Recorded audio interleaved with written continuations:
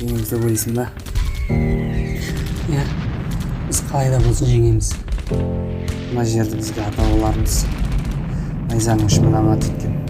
Енді біз де дәл солай болашақ ұрпаққа аманат етуіміз керек. Болашақ қыздарымыз тәрбиелі, ұлдарымыз ержүрек. Болашақ ұрпақ мына жерде бізден де мықты қорғайтын болады. Сол үшін отаншыл шампион. Қазақ Республикасы президентінің мәртебелі міндеттерін адал орындауға салтанатты түрде ант етеміз.